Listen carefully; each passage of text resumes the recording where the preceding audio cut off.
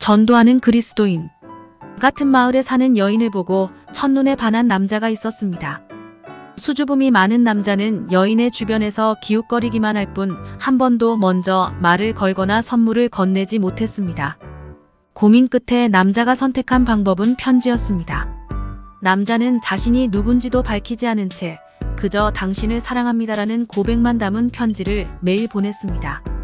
남자가 매일 같은 편지를 보낸 지 2달이 지나자 그 여인이 결혼한다는 소문이 퍼졌습니다. 그런데 상대는 편지를 보낸 남자가 아니라 편지를 전달한 우체부였습니다. 여자는 보내는 사람이 안 적힌 편지를 매일 배달하던 우체부와 우연히 마주쳤고 이후 가끔 인사를 하다가 정이 들어 사랑에 빠진 것이었습니다. 사랑도 복음도 생각만 하는 것보다는 편지로, 메시지로라도 전하는 것이 효과적입니다. 또한 거절당할 생각에 마음이 어렵고 힘들어도 직접 만나서 전하는 것이 글로만 전하는 것보다 월등히 효과적입니다. 전도는 쉽지 않은 일이며 많은 용기가 필요한 일입니다. 그러나 반드시 해야 하는 일이며 믿음으로 행하는 사람에게 주님은 놀라운 용기와 은혜를 부어주십니다. 그리스도인은 어떠한 상황에서도 결코 전도를 포기해서는 안 됩니다. 사람과 사람의 만남을 통해 역사하시는 주님을 믿고 지금 마음에 떠오르는 사람과 약속을 잡고 복음을 전하십시오. 오늘 말씀을 통해 주님을 믿지 않는 사람들에게 언제나 당당하게 전도하는 삶을 다짐해 보겠습니다. 오늘의 말씀 요한복음 4장 39절 찬송가 495장 508장. 여자의 말이 내가 행한 모든 것을 그가 내게 말하였다 증언하므로 그 동네 중에 많은 사마리아인이 예수를 믿는지라.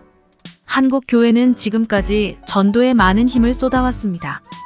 그런데 교회가 전도에 대해 강조하면 할수록 전도에 대해 부담을 가지는 성도들이 더 많이 늘어나고 있는 것도 사실입니다. 하지만 전도는 그리스도인의 신앙생활 가운데 하나입니다. 우리가 하나님을 예배하고 찬양하며 말씀을 읽고 기도하는 것처럼 전도도 그리스도인이 해야 할 생활인 것입니다. 물론 전도하는 것은 쉽지 않습니다. 지금 세상은 기독교에 대해 호의적이지 않고 오히려 냉소적이고 심지어 박해하기도 합니다. 하지만 전도는 멈출 수 없습니다. 전도는 우리에게 주신 주님의 명령이기 때문입니다. 성도들이 전도에 대해 부담을 느끼는 이유 중 하나는 아마도 불신자를 교회까지 데려와야 한다는 생각 때문일 것입니다. 하지만 전도는 불신자에게 복음을 전하는 것입니다. 물론 교회까지 데려온다면 그들에게 복음을 듣는 더 많은 기회를 제공하는 것이지만 혹시 그렇지 못하더라도 부담을 가질 이유가 없습니다. 우리는 믿지 않는 사람들에게 복음을 전할 뿐입니다. 생명을 살리는 가장 아름다운 복음을 전하고 그 뒤의 일은 주님께 맡기십시오. 어디에서라도 당당하게 전도하는 복된 그리스도인이 되시기 바랍니다. 말씀으로 한 주간을 시작하세요. 지금까지 행해왔던 전도에 대한 의미를 생각해 봅시다. 예수 그리스도께서 복음을 어떻게 전했는지 묵상해 봅시다. 언제나 당당하게 전도하는 삶을 살겠다고 결단하십시오. 오늘의 기도. 주님, 아직도 주님을 믿지 않는 사람들에게 전도하는 것을 부담으로 여기지 않게 하시고 언제 어디서나 당당하게 전도할 수 있는 마음을 주옵소서. 예수님의 이름으로 기도합니다. 아멘.